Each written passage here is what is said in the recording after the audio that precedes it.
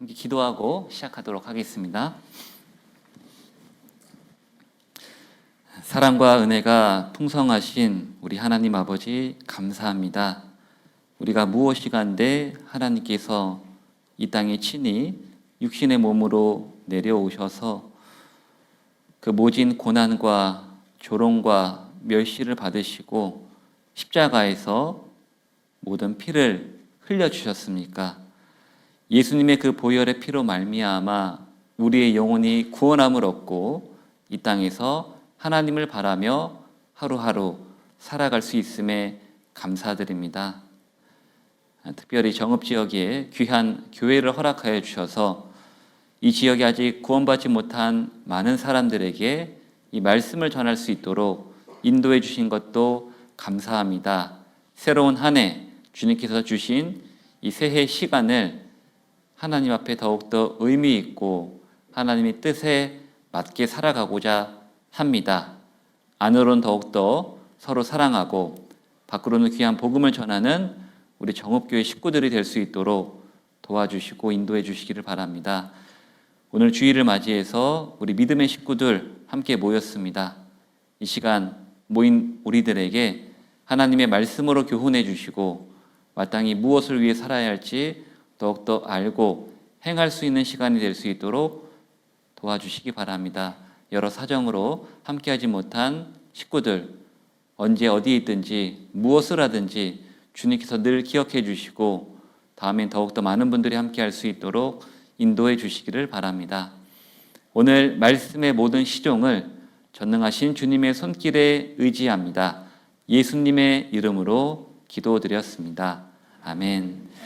네, 성경 말씀 마태복음 7장을 보시겠습니다. 마태복음 7장 7절입니다.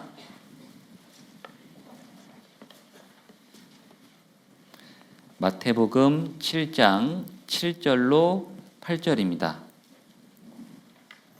마태복음 7장 7절 그리고 8절 말씀을 함께 읽어보시겠습니다.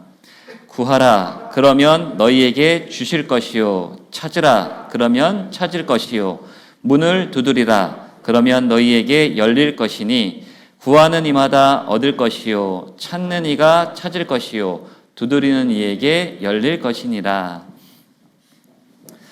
작년 여름에 한 집으로 신방을 갔었습니다. 처마라고 하죠. 그 집 밖으로 나온 지붕, 그 밑에 부분 처마라고 하죠.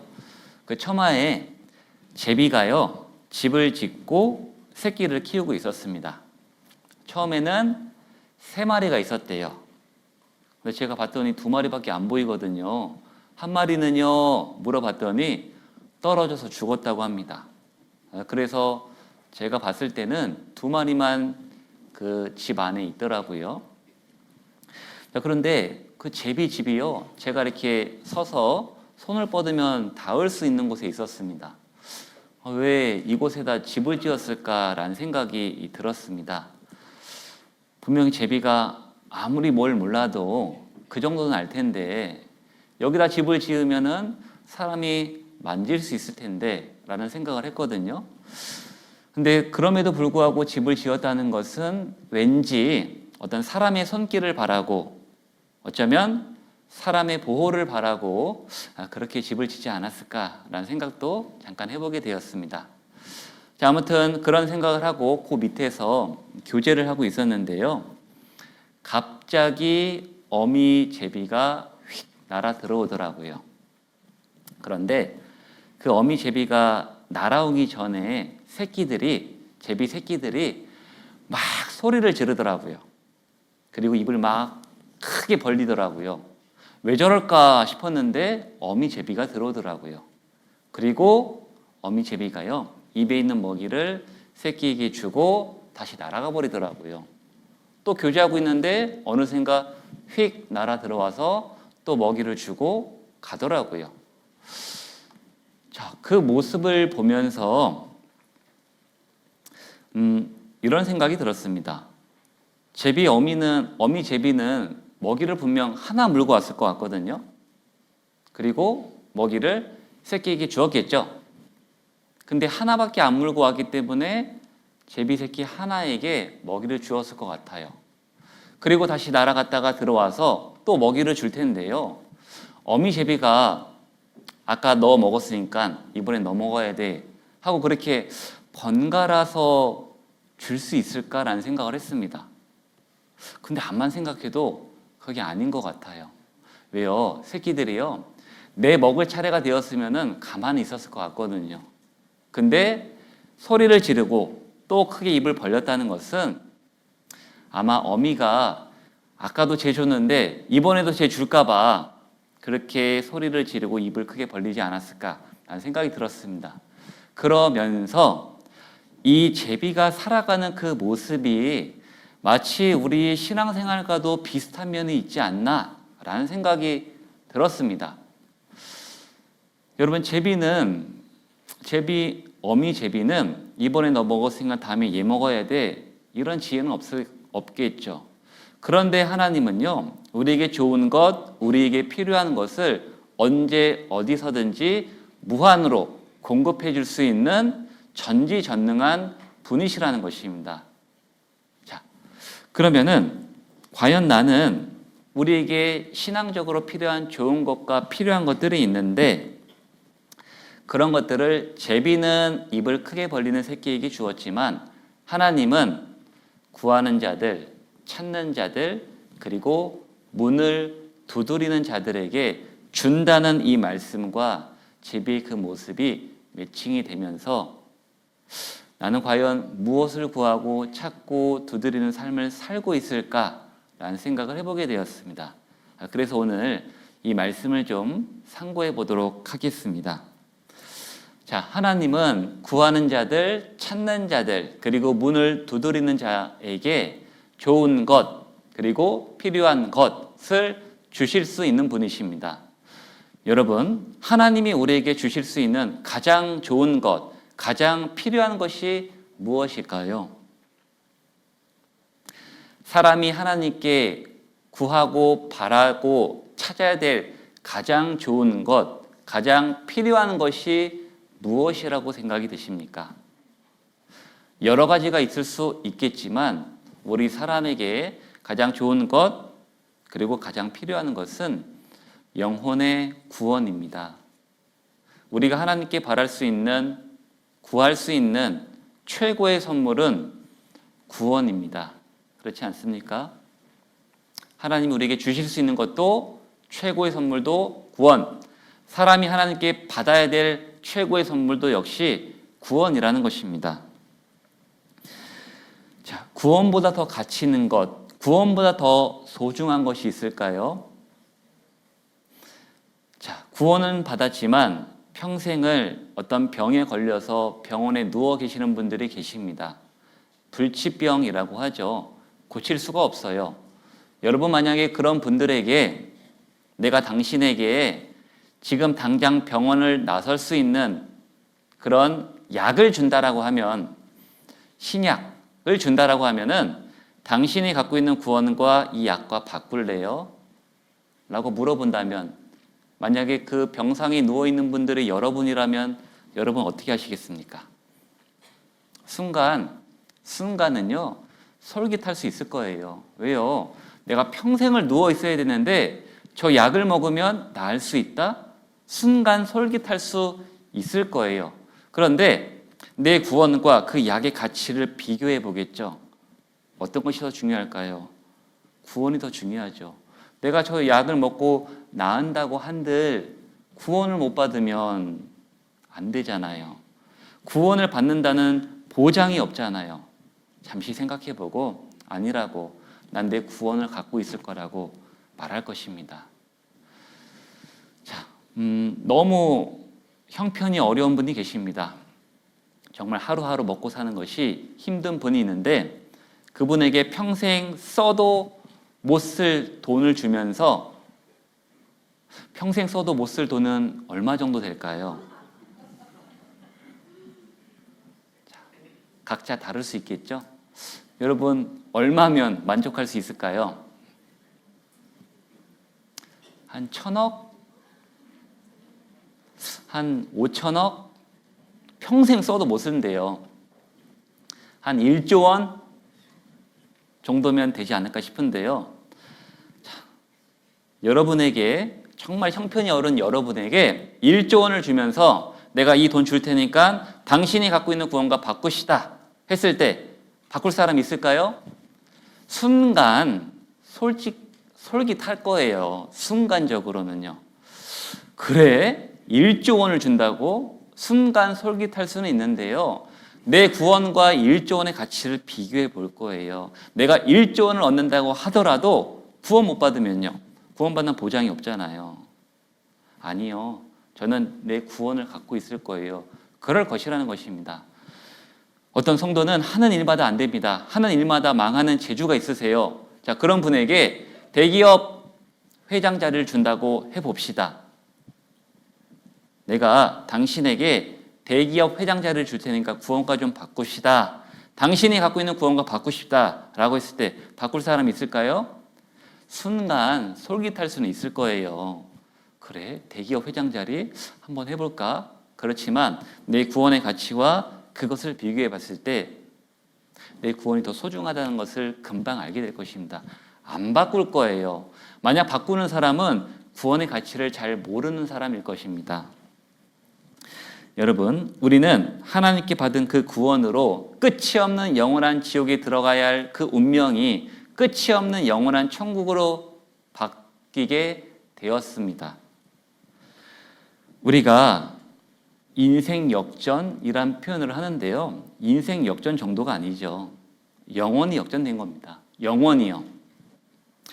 우리는 하나님께 받은 구원으로 영원히 역전됐습니다. 구원은 하나님이 사람에게 주실 수 있는, 사람이 하나님께 요구할 수 있는 가장 귀한 것, 가장 소중한 것이라는 것입니다. 우리는 그것을 얻었어요. 어떤 삶을 살았든지 어떤 죄를 지었든지 하나님은 따지지 않으셨어요. 하나님은 묻지 않으셨습니다. TV 보니까 그런 광고가 있더라고요. 어떤 광고냐면요. 묻지도 따지지도 않고 가입시켜 준대요. 보험 광고였습니다. 야, 솔깃하더라고요. 만약 필요하면은 들어야겠다. 그런 마음이 들어왔었습니다. 자, 그런데 구원이라는 선물은요. 받기를 원하는 사람들에겐 다 주시는데요. 원치 않는 자들에게는 주시지 않으십니다. 그렇죠? 억지로 이거 가져라고 구원을 주시지는 않아요. 그 어떤 것과도 바꿀 수 없는 귀중하고 소중한 것인데요. 하나님은 원하는 사람들에게만 주신다라는 것입니다. 원하는 자들, 구하는 자, 찾는 자, 문을 두드리는 자에게만 주신다는 것입니다. 그래서 성경에 이런 말씀도 기록되어 있죠. 자, 여기 줄로 잡으시고요. 마태복음 7장 줄로 잡으시고요. 몇 장 넘기셔서 마태복음 11장을 보시겠습니다.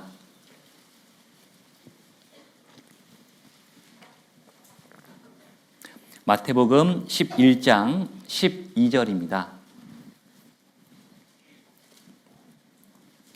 마태복음 11장 12절 말씀 함께 읽어보시겠습니다. 세례 요한의 때부터 지금까지 천국은 침노를 당하나니 침노하는 자는 빼앗느니라. 자, 천국은 침노를 당한다고 했죠. 그리고 침노하는 자는 빼앗는다라고 말씀하셨습니다. 여러분, 침노의 뜻이 무엇입니까? 침노. 들어가서 빼앗는 것을 말하는 겁니다. 침노는 들어가서 빼앗는 것을 말하는 것인데요. 여러분, 천국이라는 곳이 들어가서 빼앗는 자의 것이라는 것입니다. 여러분, 빼앗는다라는 것은 나에게 원하는 마음이 있다라는 것이죠. 원하는 마음이 없으면 들어가서 빼앗을 리가 없지 않습니까? 나한테 원하는 마음이 있다라는 거예요. 천국은 차지할 자격이 없는 사람이지만 마음에 원한다면 주신다라는 거예요.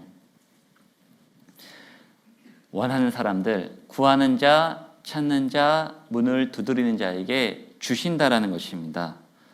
선뜻 이해가 안 될 수도 있어요. 어떻게 천국을 원한다고 다 줘? 그런데 그것이 사실입니다. 여러분, 우리가 받은 구원이 그렇지 않았습니까? 우리는 천국에 들어갈 자격이 없는 사람이었습니다. 왜요? 하나님을 모르고 죄를 물마신같이 짓고 있던 우리였지 않습니까? 여기 계신 분들 가운데 어떤 분들은 하나님을 대적했던 분들도 있으실 거예요. 하나님 믿는 가족을 핍박하시는 분들도 계셨을 것입니다. 그런데 그런 우리가, 자격이 없는 우리가 구원을 얻고 지금 이 자리에 있지 않습니까? 천국은 원하는 사람에게 하나님은 그냥 주신다는 것입니다. 자, 이것이 우리에게 무엇을 말하는 것일까요? 하나님이 우리에게 무엇을 말씀해 주시는 것일까요? 얻고자 하는 마음이 있다면 그것을 얻을 수도 있다라는 것을 우리에게 말해주고 있습니다. 우리가 받은 구원이 그랬거든요. 자격이 없었지만 원했기 때문에 하나님이 우리에게 주셨다는 것입니다. 자, 구원받은 이후에도 마찬가지입니다. 구원도 원하는 사람에게만 주셨습니다. 구원받은 이후에 좋은 것, 필요한 것도 역시입니다. 원하는 사람들에게만 주신다는 것입니다. 자, 여기서 중요한 것은, 우리가 생각해 봐야 될 것은, 하나님은 우리에게 모든 걸 다 줄 수 있는 전지전능한 분이시고요. 우리는 하나님께 그것을 바라야 된다는 거예요. 하나님께 원해야 된다는 것입니다. 누가요? 내가요. 우리가요. 내가 바라고 원해야 돼요. 그래야지 하나님이 주신다는 것입니다. 다시 마태복음 7장 돌아와 보겠습니다. 마태복음 7장 7절과 8절, 7절과 8절을 다시 한번 천천히 읽어보겠습니다. 구하라, 그러면 너희에게 주실 것이요. 찾으라, 그러면 찾을 것이요. 문을 두드리라, 그러면 너희에게 열릴 것이니 구하는 이마다 얻을 것이요. 찾는 이가 찾을 것이요. 두드리는 이에게 열릴 것이니라. 하나님은 주실 것이고요. 찾게 해 주실 것이고요. 열리게 해 주실 것입니다. 그런데 조건이 있죠. 조건이 무엇입니까? 구하고 찾고 문을 두드려야 됩니다. 여러분, 구하고 찾고 문을 두드리는 것은 누가 해줘야 될까요? 내가 해야 됩니다. 우리 자신이 해야 되는 것이에요.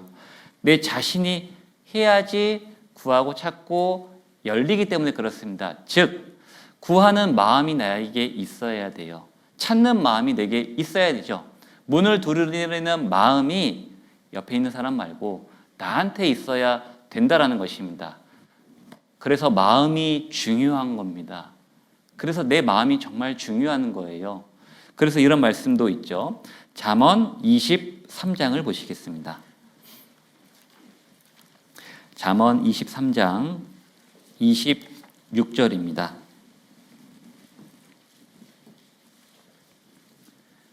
잠언 23장 26절입니다.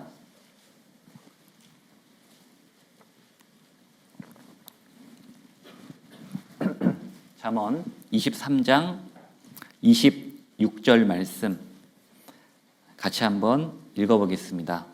내 아들아, 내 마음을 내게 주며 내 눈으로 내 길을 즐거워할지어다. 모든 것을 가지신 하나님께서 갖지 못하신 것 딱 한 가지 있습니다. 우주 만물을, 천지 만물을 지으신 하나님께서 갖지 못한 것이 딱 하나 있으세요. 무엇일까요? 내 마음입니다. 여러분의 마음을 하나님은 갖지 못하셨었어요. 자, 그런데 구원받을 때 우리의 마음을 하나님께 드렸을 때 어떤 일이 일어났었죠? 구원의 역사가 일어났습니다. 구원의 역사가요. 시편 34편에 그런 말씀이 있죠. 여호와는 마음이 상한 자에게 가까이 하시고 중심에 통해하는 자를 구원하시는도다 라는 말씀이 있습니다. 여호와는 마음이 상한 사람에게 가까이 해주세요.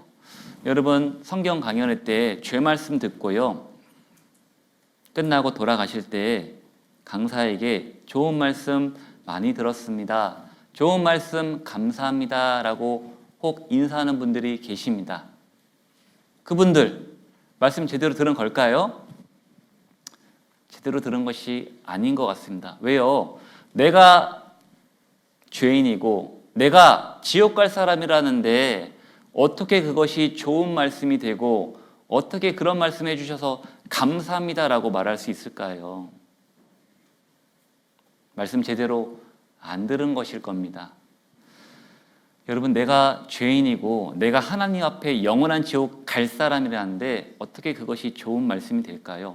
마음이 상하는 것이 정상이죠. 마음이 답답한 것이 정상입니다. 어른들은 겉으로는 티 내지 않더라도 속으로는 큰일 났구나, 내가 하나님 보시기에 죄인이구나, 나 지옥 갈 사람이었구나 알면요 기분이 상하죠. 마음이 답답해집니다. 두려운 마음까지도 생기는 것이 정상입니다.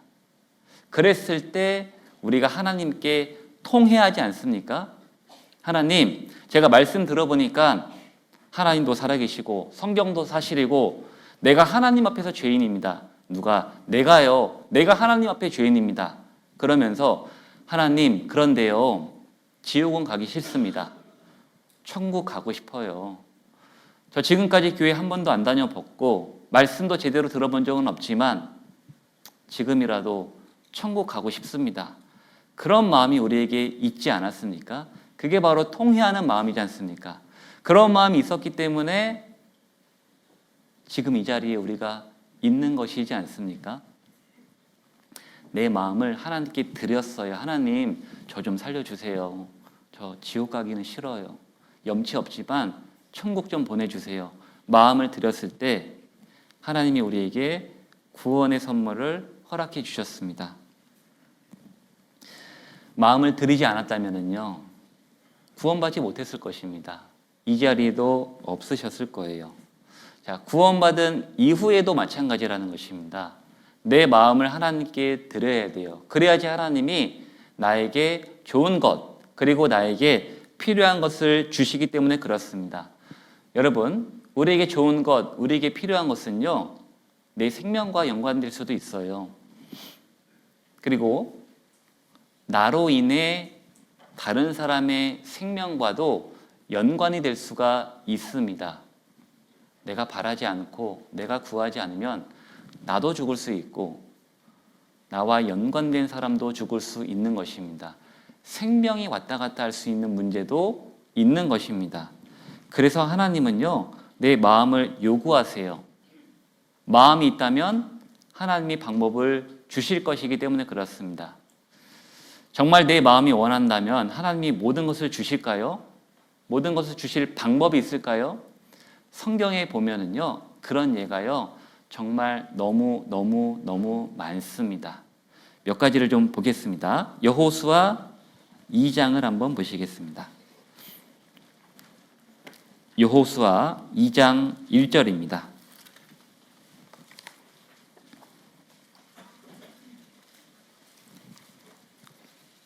여호수아 2장 1절입니다.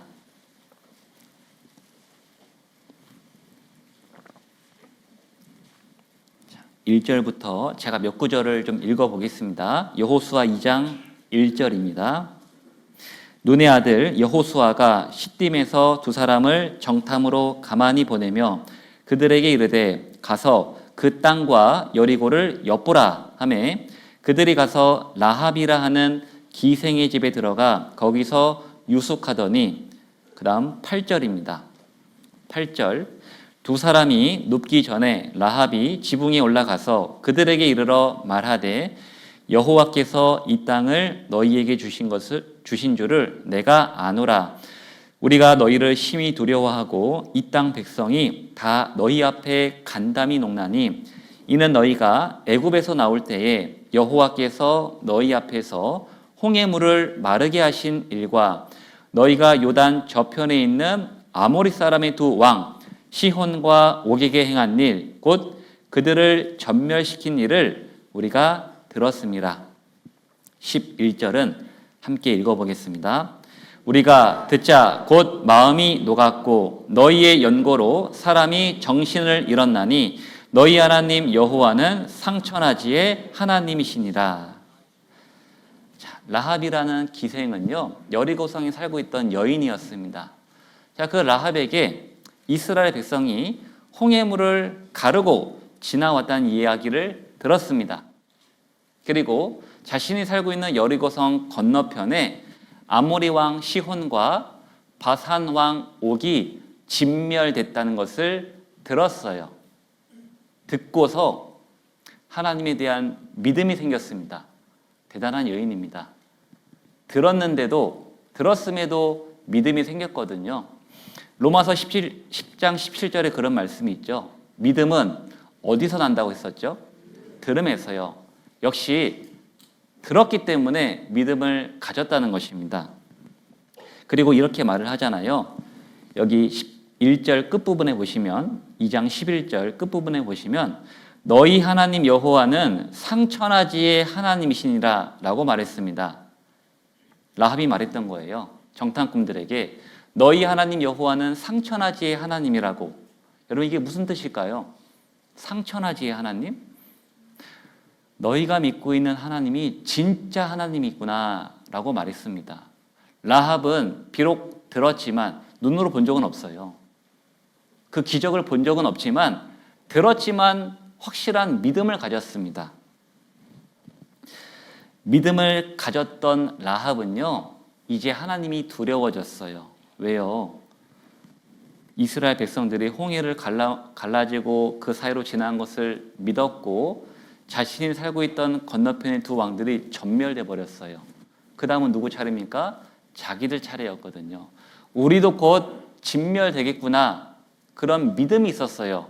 그러다 보니까요 두려웠습니다. 무서웠어요. 나도 죽겠구나.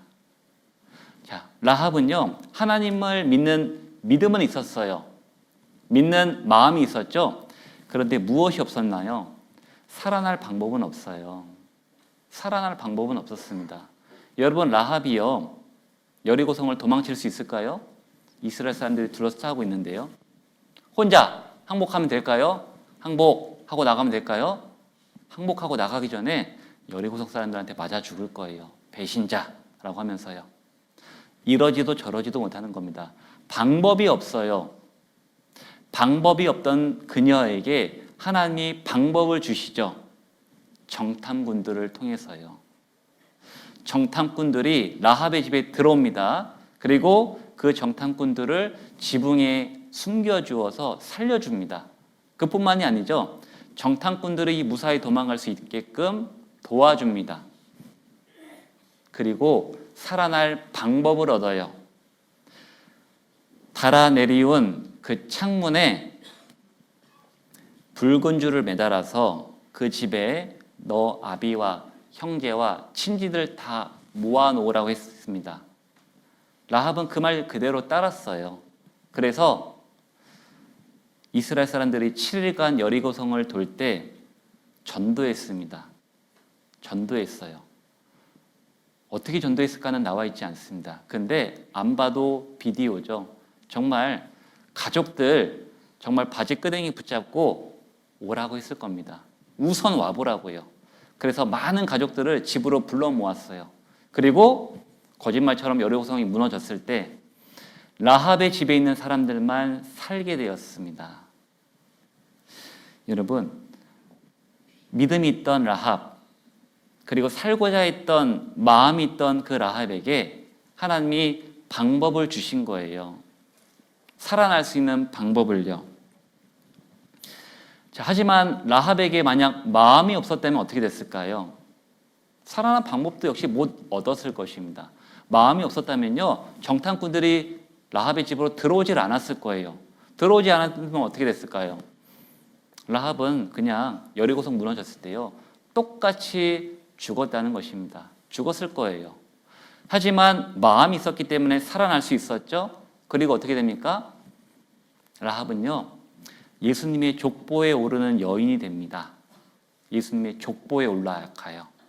라합은 다윗 왕의 고조 할머니가 됩니다. 고조 할머니가요. 마음이 있던 그녀에게 하나님이 방법을 주신 거예요. 자, 그리고 룻기 1장도 한번 찾아보겠습니다. 또 다른 예를 보겠습니다. 룻기 1장입니다.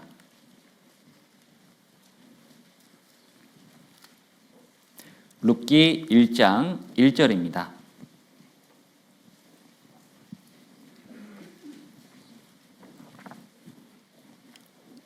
룻기 1장 1절부터 제가 읽어보겠습니다. 룻기 1장 1절부터입니다.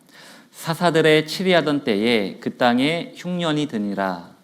유다 베들레헴에 한 사람이 그 아내와 두 아들을 데리고 모압 지방에 가서 우거하였는데 그 사람의 이름은 엘리멜렉이요 그 아내의 이름은 나오미요 그 두 아들의 이름은 말론과 기럐이니 유다 베들레헴 에브랏 사람들이더라. 그들이 모압 지방에 들어가서 거기 유하더니 나오미의 남편 엘리멜렉이 죽고 나오미와 그 두 아들이 남았으며 그들은 모압 여자 중에서 아내를 취하였는데 하나의 이름은 오르바요 하나의 이름은 룻이더라.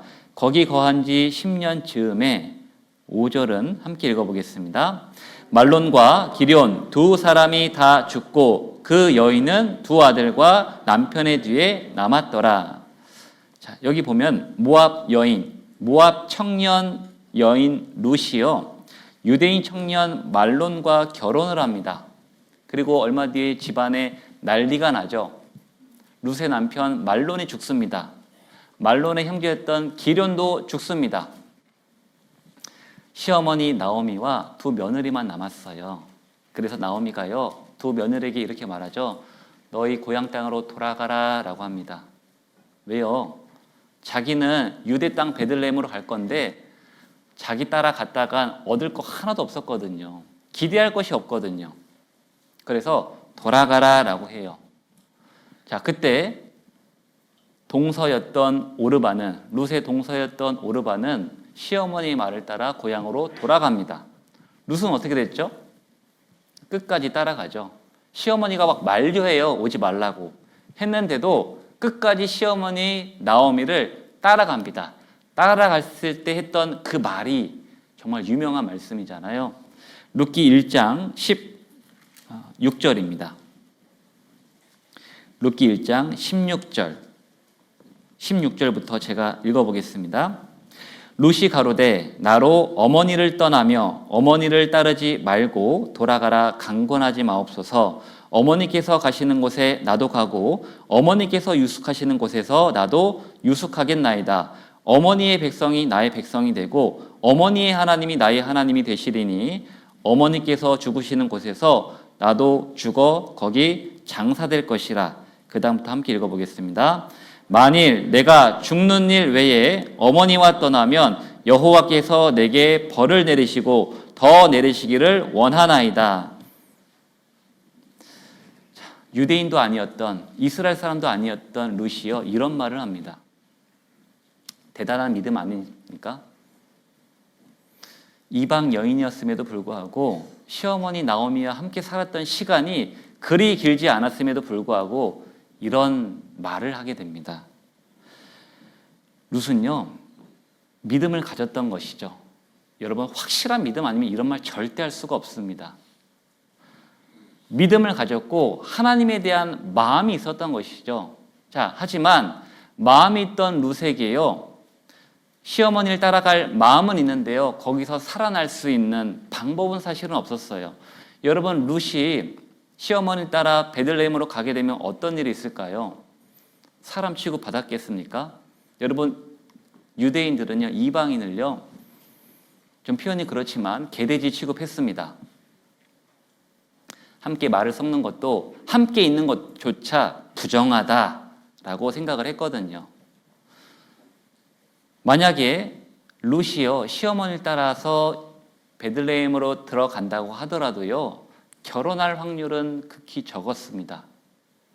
여러분 유대인들은 계대 결혼이라고 해서요 남편이 아내를 남기고 죽으면요 그 남편의 형제가 그 여인에게 장가를 들어서 대를 잇게 합니다. 자, 근데 룻은요 남편이 없어요. 남편을 얻을 수 있는 유일한 방법 중에 하나는 시어머니가 다시 제가하셔서 아들을 낳아야 돼요.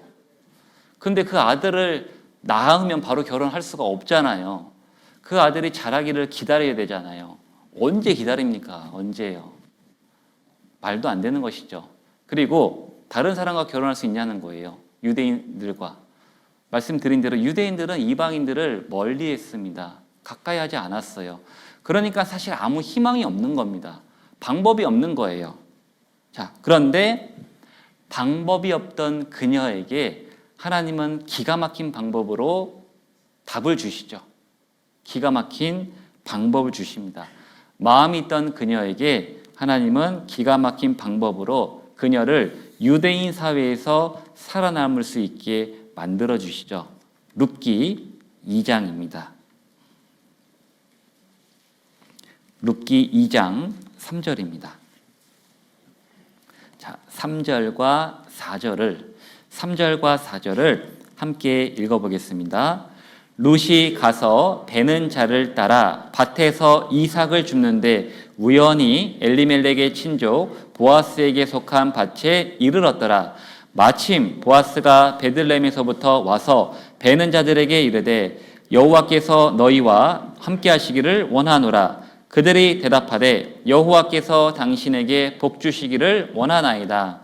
자, 베들레헴으로 돌아간 나오미와 룻은요, 남편들이 다 죽었죠. 이제 먹고 살려면요, 본인들의 일을 해야 됐어요. 그래서 룻이 좀 더 젊으니까 시어머니를 가만히 두게 하시고 일을 하러 나갔습니다. 그런데 이삭을 줍는 일을 하러 갔는데요, 3절에 보면 우연이라는 단어가 있습니다. 우연히 엘리멜렉의 친족 보아스에게 속한 밭에 들어갔고요. 4절에 마침 보아스가 베들레헴에서부터 와서 룻이 일했던 밭에 오게 됩니다. 자, 여기 우연이란 단어와 마침이란 단어가 있는데요. 룻이 일을 하려고 밭에 들어가는데 우연히 보아스에게 속한 밭에 들어갑니다. 그리고 또 하필 그때 마침 보아스가 오게 됩니다. 여러분, 이게 성경에는 우연히와 마침이라고 기록됐는데요. 이게 정말 우연이었을까요? 하필 마침 보아스가 그때 그 밭에 왔을까요? 아니에요. 아닙니다. 여러분, 하나님의 철저한 계획, 하나님의 철저한 섭리였어요. 성경에는 우연히 마침으로 기록했지만 하나님의 철저한 계획이었다는 것입니다. 어머니의 백성이 나의 백성이 되고 어머니의 하나님이 나의 하나님이 되리라는 그 마음이 있던 룻에게 하나님은 방법을 주신 거예요. 보아스라는 방법을요. 보아스는 룻이 결혼할 수 있는 사람 중에 한 명이었습니다. 사람의 생각으로는요, 도저히 생각할 수 없는 그런 방법을 하나님은 주셨던 것입니다. 자, 그런데 여러분, 만약에 룻에게요, 믿음도 없었고 마음도 없었다면 어떻게 됐을까요? 하나님에 대한 믿음도 없고 나오미를 따라갈 마음도 없었다면 어떻게 됐을까요? 베들레헴으로 오지 않았을 거예요. 그리고 어떻게 됐을까요? 그냥 사라지는 사람이 되었을 것입니다. 구원도 못 받고 그냥 성경에서 사라지는 인물이 되었을 것입니다. 자, 하지만 룻은요, 믿음으로 시작된 마음이 있었기 때문에 베들레헴에서 살아날 방법을 얻었던 거예요. 그리고 훗날 룻은요, 예수님의 족보에 오르는 사람이 됩니다. 이런 말씀 드리면은 우와, 예수님 족보에 오른 사람이 많네, 그렇게 생각하실지 모르겠지만 마태복음 1장에 보시면 예수님의 족보에 여인의 이름이 몇 명 있는지 아십니까? 딱 4명밖에 없어요. 예수님의 족보에 이른 여인의 이름이 딱 4명밖에 없습니다.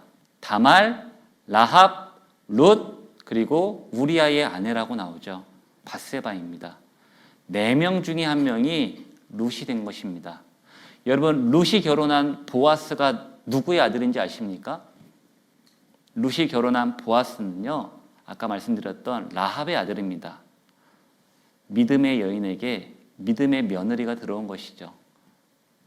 마음이 있던 그녀 룻에게 살아날 방법은 없었지만 마음만 갖고 있더니 하나님이 그 방법을 주신 거예요. 살아남을 수 있는 방법을요. 그래서 룻은요, 예수님의 족보에 오르는 4명의 여인 중에 한 명이 됐고요. 수많은 사람들이 마태복음 1장을 읽을 때마다 이 사람이 누굴까? 룻이란 여인이 누굴까? 호기심을 갖고 룻의 믿음을 본받으려고 살았을 것입니다. 지금도 그렇죠. 많은 우리 믿음의 자매님들이 룻의 믿음을 본받고자 살아가고 있을 것입니다. 룻은요, 마음은 있었지만 방법은 없었잖아요. 근데 그 방법을 받고 예수님의 족보에 오르는 유명한 여인, 영광스러운 여인이 되었다는 것입니다. 자, 라합과 룻, 여인들이 그랬어요. 마음은 있었지만 방법이 없던 그녀들에게 하나님은 방법을 주셨습니다. 여인들에게만 그랬을까요? 남자들에게는 그런 일이 없었을까요? 남자들에게도 역시 그런 일이 있었습니다. 자, 사도행전 10장을 한번 찾아보겠습니다. 사도행전 10장 1절입니다.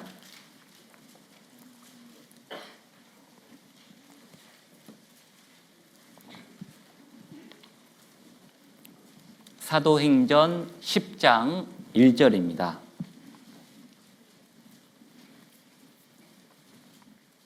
10장 1절과 2절 말씀, 10장 1절과 2절 말씀을 함께 읽어보겠습니다.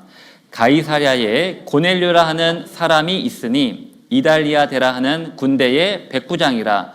그가 경건하여 온 집으로 더불어 하나님을 경외하며 백성을 많이 구제하고 하나님께 항상 기도하더니. 자, 여기 고넬료란 사람이 있는데요. 고넬료는 로마 사람입니다. 1절에 보시면 가이사랴에 고넬료라 하는 사람이 있으니 이달리아데라 하는 군대의 백부장이라. 이달리아는 이탈리아를 말하는 것이죠. 이탈리아에서 가이사랴로 파견된 군인이었어요. 자, 그 사람에 대해서 나와 있는 게 2절인데요. 그가 경건하여 온 집으로 더불어 하나님을 경외하며 백성을 많이 구제하고 하나님께 항상 기도했다고 나옵니다. 고넬료란 사람은요, 경건한 사람이었어요. 그리고 온 집으로 더불어 하나님을 하나님을 공경하고 두려워했습니다. 그리고 백성을 많이 구제하고 하나님께 항상 기도했던 사람입니다. 대단한 사람인 거예요. 하나님을 믿는 사람이었습니다. 그런데 아쉬운 것이 딱 하나, 결정적인 것이 하나 빠져 있죠. 하나님을 믿기는 믿었는데요, 구원은 못 받았어요. 신앙생활 잘한다고 구원받는 것은 아닙니다. 신앙생활 잘하고 있다고 해서 꼭 그 사람이 구원받는 것은 아니죠. 예수님이 누구인지를 올바로 알고 예수님이 십자가에서 죽으심이 나랑 무슨 관계가 있는지를 알아야죠. 예수님이 왜 십자가에서 피를 흘리고 죽으셔야만 했는지 그 이유를 아는 사람이 구원받은 사람입니다. 그런데 고넬료는 그것을 몰랐어요. 자, 고넬료는 군인입니다. 로마 사람입니다. 자, 그런 그가 가이사랴, 유대인의 땅에서 백부장으로 있었는데요. 자, 유대 땅은 당시에 로마가 지배던 땅이었죠. 유대인들은 지배를 받고 있었고 로마 사람들은 지배하고 있었습니다.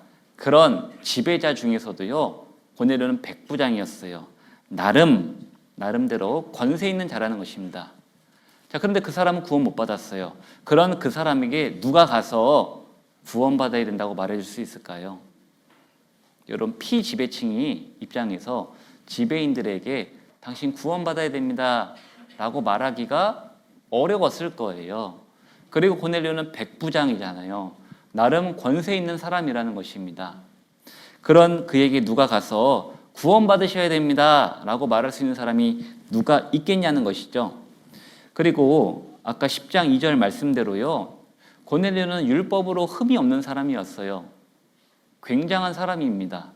그런 그 사람에게 가서 율법의 행위로 하나님 앞에 의롭다 하심을 얻을 육체가 없습니다 라고 말해줄 수 있는 사람이 누가 있겠냐는 것이죠. 자, 고넬료는요, 하나님에 대한 믿음이 있었습니다. 그리고 마음도 있어요. 그런데 구원받을 방법은 없는 거예요. 누가 말해주냐는 것이죠. 예수님에 대해서 예수님이 당신을 위해서 죽었노라고 누가 말해줄 수 있냐는 것이죠.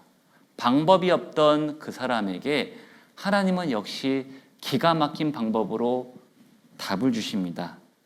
어떻게 해요? 3절부터 나와 있습니다. 10장 3절입니다. 10장 3절부터 제가 읽어보겠습니다. 하루는 제 9시쯤 되어 환상 중에 밝히 봄에 하나님의 사자가 들어와 가로되 고넬료야 하니 고넬료가 주목하여 보고 두려워 가로되 주여 무슨 일이니까 천사가 가로되 내 기도와 구제가 하나님 앞에 상달하여 기억하신 바가 되었으니 내가 지금 사람들을 욥바에 보내어 베드로라 하는 시몬을 청하라. 하나님이 방법을 주셨습니다. 어떻게 주셨냐면요, 사람에게 주신 것이 아니었어요. 사람을 통해 주신 것이 아니었어요. 어떻게 주셨습니까? 환상으로 주셨어요. 환상으로요. 사람이 없을 것 같으니까 환상을 통해서 그를 구원받게 해줄 수 있었다는 것입니다.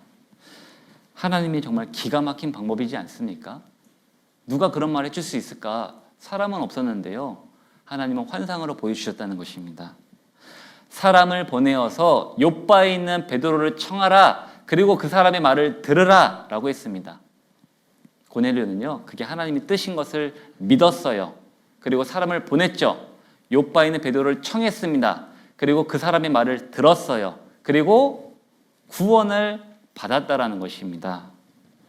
마음이 있던 고넬료에게 하나님은 방법을 주셨어요. 그래서 도저히 구원받을 수 없을 것 같은 그런 상황에서도요, 구원받게 해주셨다는 것입니다. 성경에 그런 예가 정말 많습니다. 느헤미야 아시죠? 느헤미야 성경에 느헤미야가 있습니다.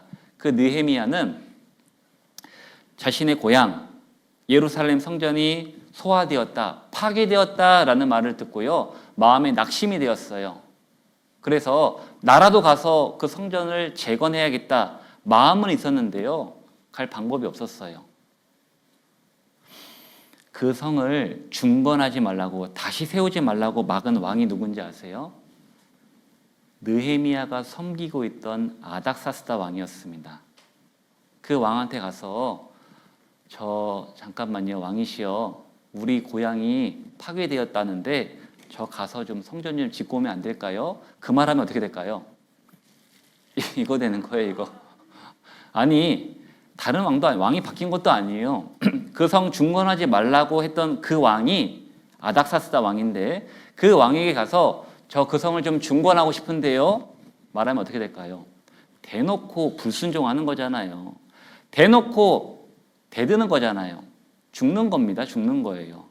방법이 없어요. 그런데 기가 막히죠.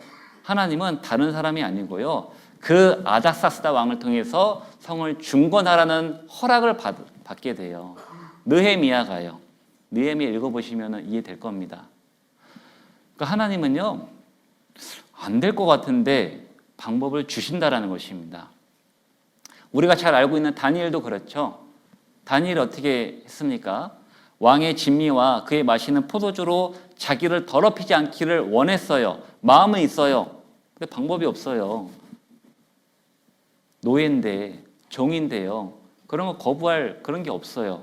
그런데 역시 또 하나님은 기가 막힌 방법으로 환관장을 통해서 왕의 진미와 포도주를 안 마실 수 있도록 답을 얻어내게 됩니다. 성경에 이런 예가 정말 많습니다. 여러분, 우리에게 무엇을 말해주는 것일까요? 하나님이 반복해서 우리에게 전하고자 하는 메시지가 있는 것입니다. 우리에게 무엇을 말씀해 주시냐? 내 마음을 내게 달라. 방법은 내가 줄게. 그 말씀을 계속 하시는 거예요. 왜요? 내 마음이 있는 곳에 하나님의 방법이 있거든요. 제가 1992년도에 구원을 받았습니다. 초등학교 4학년 때입니다. 지금으로부터 33년 전이죠. 제가 구원받고 제 마음속에 있었던 소원이 하나 있습니다. 그게 뭐냐면요, 아버지의 구원이었어요. 아버지요. 어머니는 구원받았고 동생도 구원받았습니다. 92년도부터 제 마음에 있던 소원이 아버지의 구원이었습니다. 근데 그 구원이 이루어졌어요. 언제 이루어졌는지 아십니까? 어제 이루어졌습니다. 33년 걸렸어요. 어제 이제 제가 초동부 집회를 마치고 이제 익산 돌아갔는데요. 저희 아버지가 경기도 고양에 사십니다. 거기서 이제 한 주간 집회를 했는데 월요일날서 다녀왔었어요. 다녀와서 계속 기도하고 있었습니다. 그런데 어제 아버지에게 전화가 왔어요. 구원 받았다고.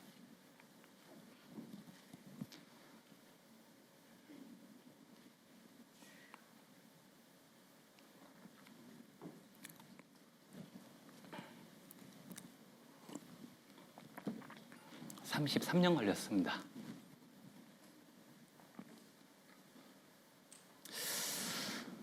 마음은 늘 있었던 것 같아요. 근데 방법을 잘 몰랐던 것 같습니다. 중간중간에 우리 아버지는 안 되나 보다 이런 마음도 있었어요. 그런데 하나님은 제 마음을 자꾸 보셨던 것 같습니다.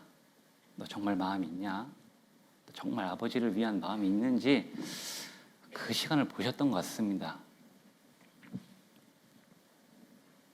그리고 결국 올해 여러 가지 일들이 있었는데요. 그 모든 것들이 지금 생각해 보니까 방법이었던 것 같아요. 그래서 그 동생이 이제 고향에 있어서 아버지랑 같이 말씀을 듣고 본인이 얘기했던 걸 다 녹음을 했더라고요, 아버지하고요. 아버지에게 전화도 왔었고 동생이 그 녹음했던 파일을 보내줘서 들었는데요.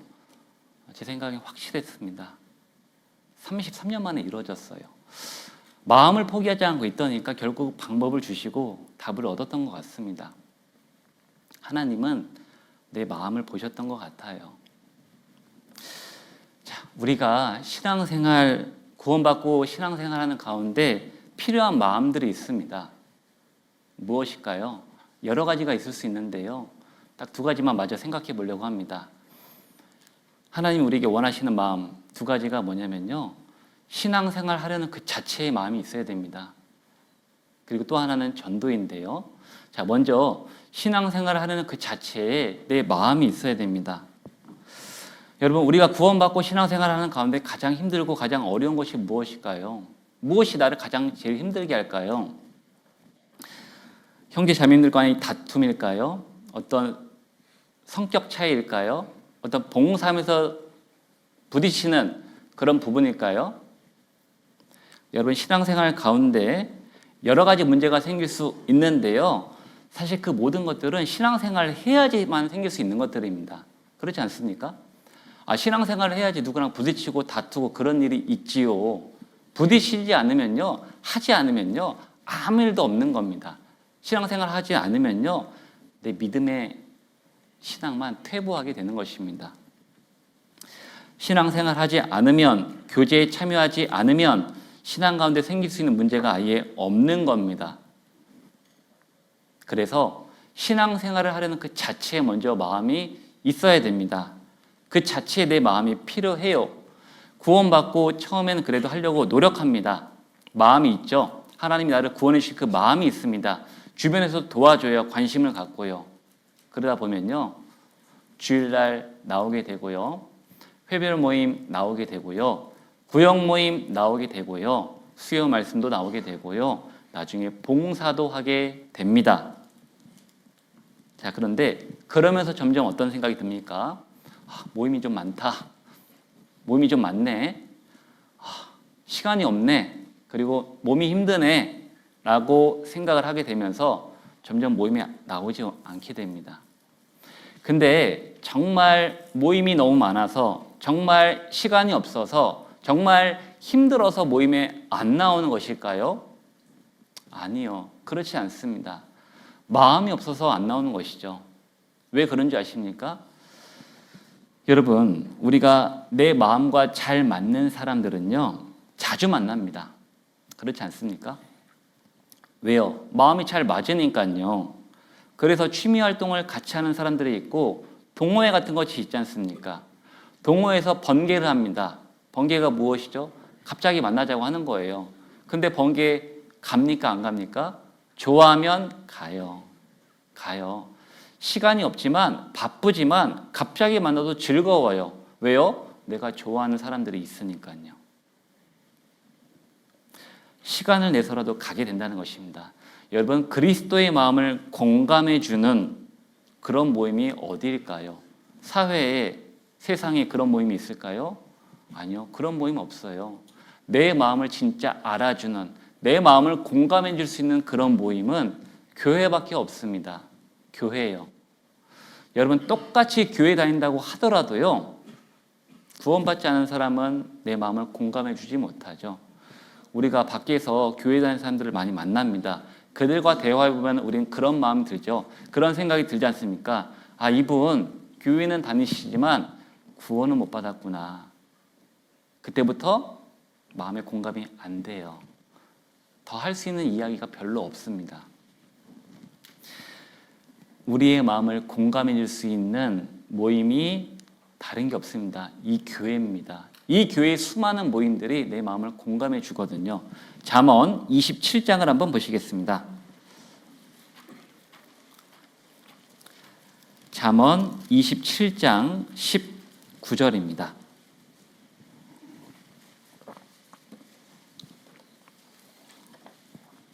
잠언 27장 19절 말씀.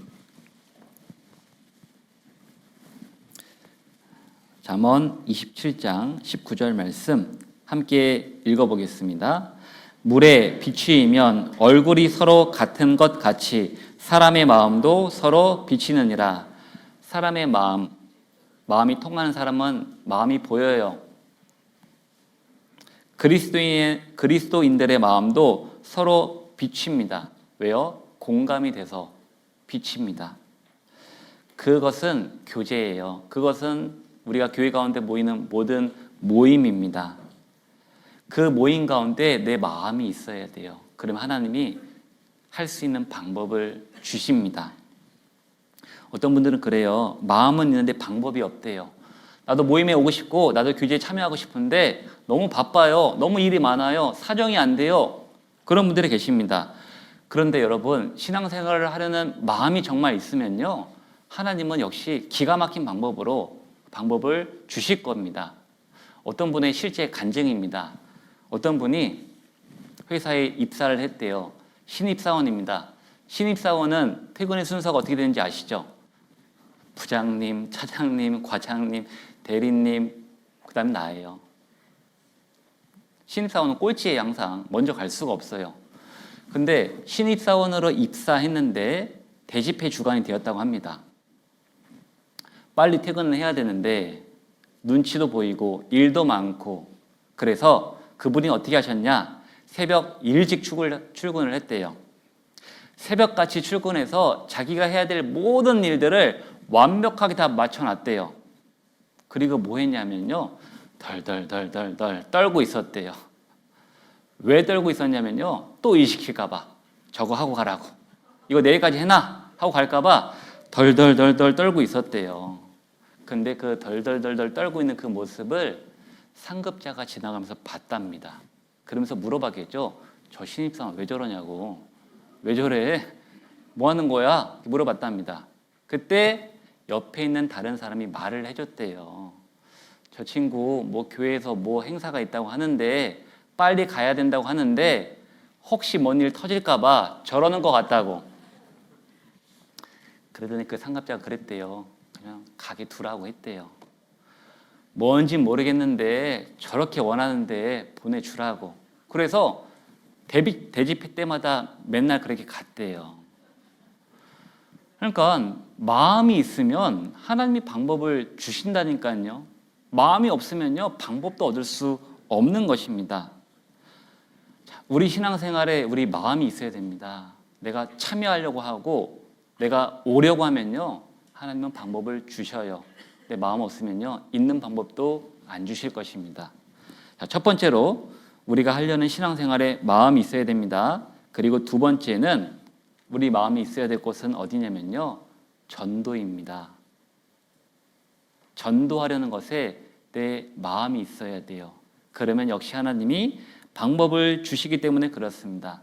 여러분, 전도하려는 마음 있는 사람에게 하나님은 대상자를 갖다 주시는 거 아세요? 전도할 사람을 눈앞에 데려다 주십니다. 눈앞에 보이게 해주세요. 사도행전 14장을 보시겠습니다.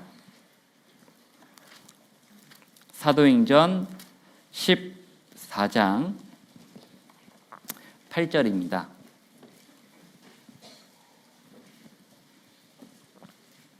사도행전 14장 8절입니다. 14장 8절부터 10절까지 14장 8절부터 10절까지를 함께 읽어보겠습니다. 루스드라에 발을 쓰지 못하는 한 사람이 있어 앉았는데 나면서 앉은뱅이 되어 걸어본 적이 없는 자라. 바울의 말하는 것을 듣거늘 바울이 주목하여 구원받을 만한 믿음이 그에게 있는 것을 보고 큰 소리로 가로되 내 발로 바로 일어서라 하니 그 사람이 뛰어 걷는지라. 여기 나면서부터 앉은뱅이 된 사람이 있습니다. 여러분, 나면서부터 앉은뱅이 된 사람, 그 사람의 모습이 어땠을까요? 우리는 그런 사람들을 어떻게 바라보십니까? 비슷한 상황이 사도행전 3장에도 나와 있습니다. 나면서부터 앉은뱅이 된 사람이 있는데 그 사람을 사람들이 메워서 들어서 미문이라는 성전에 데려다 놨대요. 왜요? 거기서 구걸해서 먹고 살라고요. 자, 그런 사람이 있었습니다. 그런 사람이 이 사도행전 14장에 나온 사람과 비슷하겠죠. 나면서부터 앉은뱅이 된 사람. 우리는 그런 사람들을 어떻게 바라볼까요? 바라보기는 할까요? 쳐다보기는 할까요? 눈도 마주치지 않으려고 할 것입니다. 애써 눈길을 외면하려고 하겠죠. 자, 그런데 전도하려는 마음이 있었던 바울에게는 우리처럼 하지 않았습니다. 그 사람을 주목해서 봤습니다. 주목해서 봤더니 그에게 구원받을 만한 믿음이 있는 것을 봤죠. 그리고 전도했습니다. 그래서 구원받았어요. 바울은요, 그 사람이 어떻게 생겼든 무엇을 하든 상관치 않았어요. 왜요? 그 사람 마음속에 있는 영혼은요, 똑같이 고귀한 영혼이었거든요. 하나님을 닮은 형상이 그 사람의 몸속에도 있었기 때문에 외모는 상관치 않았던 거예요. 거렁뱅이여든 앉은뱅이여든 상관치 않았다는 것입니다. 자, 바울은 그랬어요. 마음이 있으니까 앉은뱅이도 전도했습니다. 자, 우리는 어떻습니까? 우리는 물론 바울처럼 할 수는 없을 수 있죠. 지나가는 사람, 처음 보는 사람, 전도하기 어려울 수 있죠. 그런 마음 없을 수도 있죠. 그런데 그런 사람은 아니더라도요, 아는 사람에게는 전도하려는 마음이 있어야 되지 않을까요? 내가 아는 사람이에요. 그 사람에게는 전도하려는 마음이 있어야 되지 않겠습니까? 길을 지나다가요, 오랜만에 아는 사람을 만났습니다. 실제 있었던 일인데요. 제가 눈앞에서 봤어요. 어떤 자매님에게 정말 한 10년 만이라고 하셨나? 오랜만에 아는 사람을 신방 갔다가 우연히 만났어요. 자, 근데 그럴 때가 있을 수 있죠, 우리에게도. 자, 그럴 때요, 전도하려는 마음이 없는 사람에게는요, 야, 오랜만이다. 어떻게 지냈어? 잘 지내니? 하고 끝날 거예요. 마음이 없으면요. 근데 마음이 있는 사람은 어떻게 될까요? 물론 똑같이 처음에는 오랜만이다. 잘 지냈어? 어떻게 지냈어? 라고 하고 빼놓지 않은 말이 있겠죠. 연락처 좀 줘. 그럴 거예요. 왜요? 연락처가 없으면 연락할 방법이 없잖아요. 자, 전도하려는 마음이 있는 사람에게는요, 우연히가 없습니다. 순간이 없는 거예요. 내가 아는 사람 오랜만에 만났다. 하나님이 나에게 전도할 문을 허락하여 주셨구나. 하나님, 누구 전도하면 좋을까요? 마음 있던 그분에게요, 전도할 대상을 앞에 갖다 놓으신 것이죠. 전도하라고요. 하나님이 방법을 주신 것입니다. 10년 동안 보지 못한 그 사람을요, 전도하려는 마음이 있을 때요, 하나님이 데려다 놓으신다는 겁니다. 우리에게 마음이 있다면요, 10년이 아니고요. 20년 만에 만난 사람이라도 데려다 놓아 주실 거예요. 전도할 수 있게끔요. 우리에게 마음이 있어야 된다는 것입니다. 또 전도하고 싶은 사람이 있었습니다. 이것도 실제 예인데요. 어떤 사람이 어떤 사람을 전도하고 싶어 했어요. A가 B를 전도하고 싶었습니다. 그런데 B가요, 너무 잘 나가요. 하는 사업도 잘 되고요. 너무 바빠요. 마음은 있는데 방법이 없었습니다. B를 너무너무 전도하고 싶었는데 오랫동안 기도하고 있는데 방법이 없어요. 없는 것 같아요. 근데 하나님이 그 방법을 결국엔 주시더라고요. 어떻게 주셨는지 아십니까? 사업이 망해버렸어요, 완전히요. 사업이 쫄딱 망해버렸습니다. 마음이 완전히 곤두박질 친 거예요, 그 사람이요. 그때 말씀 들어보자는 그 말이 그 사람의 마음을 움직였습니다. 이 사람이 나에게 수십 년 동안 말씀 들어보자고 구원받아야 된다고 했던 그 말이요, 그때 응했던 거예요. 그래서 그 사람이 가서 말씀 듣고 구원받고 지금 교제에 아주 잘 나오고 계십니다. 마음이 있으면요, 하나님이 없는 방법도 만들어 주시는 것입니다. 마음이 있으니까 방법이 생기는 것이고 마음이 있으니까 하나님이 방법을 보여주시는 것입니다. 자, 시편 139편을 보시겠습니다.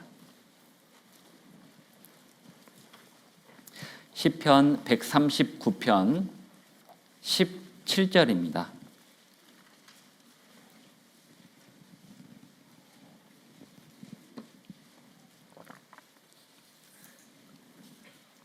시편 139편 17절 그리고 18절입니다.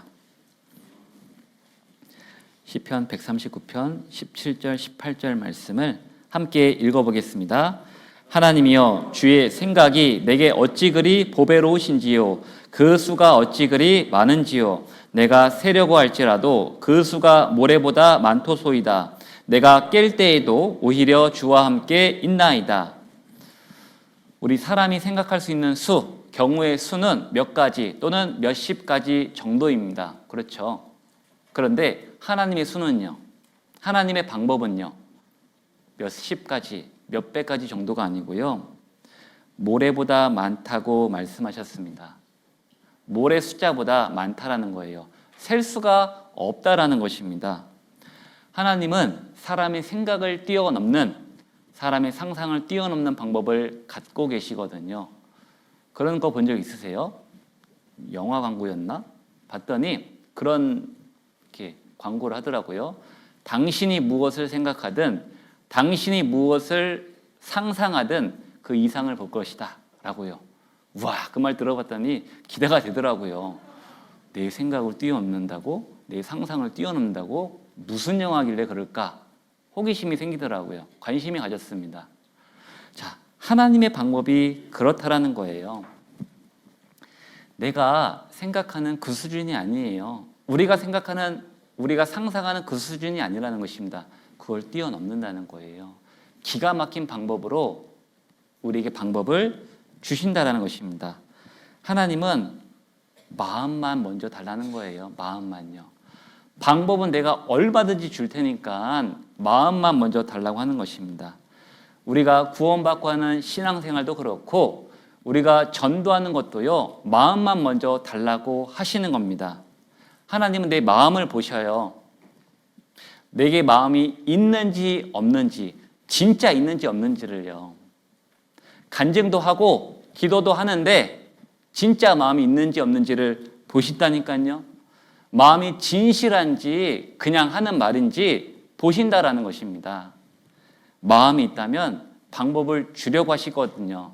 사무엘상 16장 7절에 보시면 사람은 외모를 보거니와 나 여호와는 무엇을 보신다 하셨죠? 중심을 보신다 하셨습니다. 마음을 보고 계시거든요. 너 진짜 마음 있냐? 너 정말 마음이 있어? 보고 계시는 거예요. 여러분, 돈 잘 버는 사람은 왜 돈 잘 벌까요? 돈 벌 마음만 있기 때문에 그렇겠죠. 여러분, 나쁜 놈들은, 욕인가요? 나쁜 놈들은 왜 나쁜 짓을 하고 안 걸릴까요? 왜 감옥 안 갈까요? 나쁜 짓을 하고 안 걸릴 생각만 하기 때문에 그러지 않겠습니까?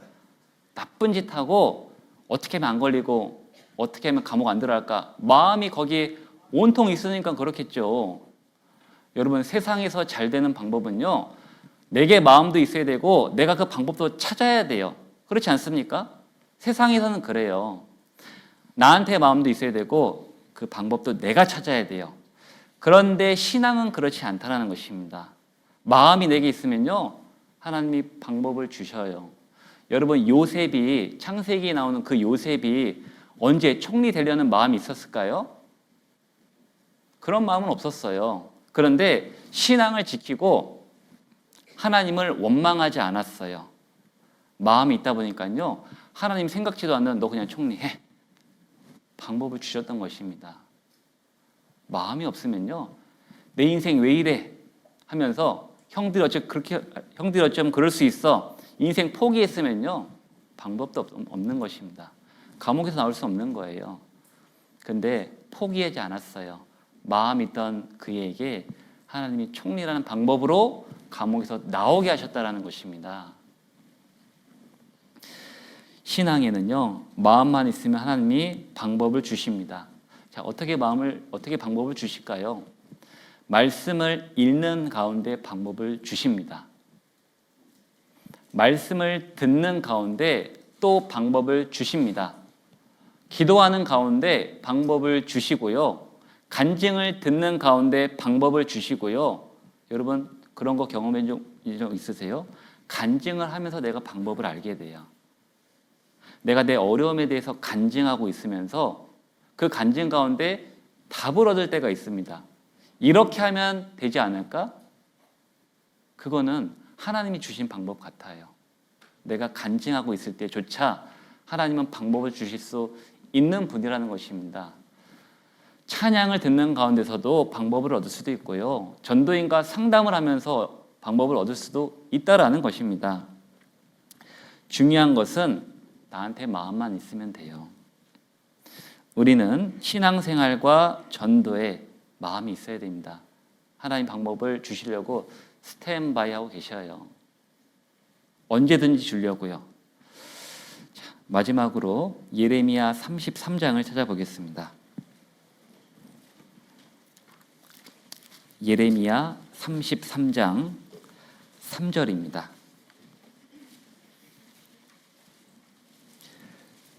예레미야 33장 3절입니다.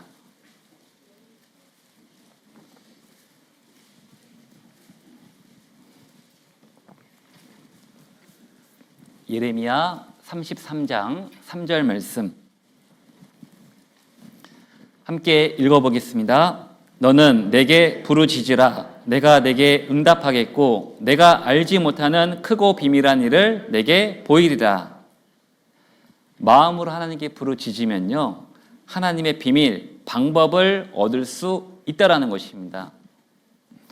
하나님이 우리에게 새해를 허락하여 주셨습니다. 그 이유는 무엇일까요? 구해보라고요. 구하고 찾고 두드리는 사람에게 하나님이 방법을 주시려고 새로운 새해를 허락해 주셨습니다. 자, 이번 달도 1월 달도 벌써 지금 마지막 주입니다. 시간 참 빠르죠. 새해가 된 게 엊그제 같은데 벌써 마지막 주입니다.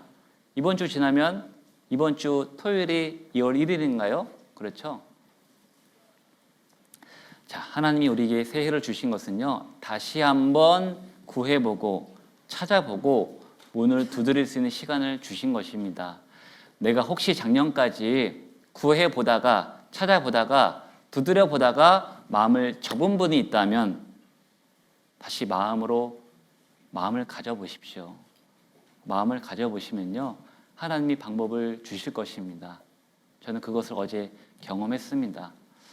외우기도 좋게요. 아버지 구원일자가 2025년 1월 25일이더라고요. 안 까먹을 것 같아요. 그래서 마음이 있으니까 하나님이 주시는구나 라는 것을 오늘 이 설교를 또 준비하면서 또 주신 것도 같습니다. 너무 감사하고요. 정읍 오늘 오는데요, 너무 좋더라고요. 이 말씀 함께 교제할 생각도 너무 좋았고, 아버지가 구원받았다는 그 이야기도 너무 좋고요. 내일 모레쯤 오라 가려고 하는데요, 그동안 33년 동안 있었던 일들을 좀 교제를 해봐야 될 것 같습니다. 예, 왜 그렇게 내 마음을 몰라줬냐고.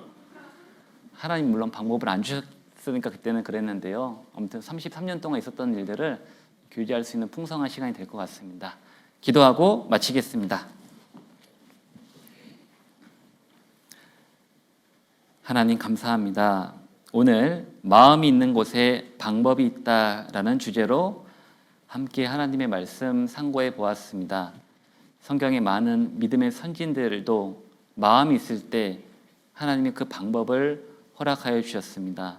사람은 생각할 수 없고 사람은 상상할 수 없는 그 방법들을 하나님은 늘 주셨습니다.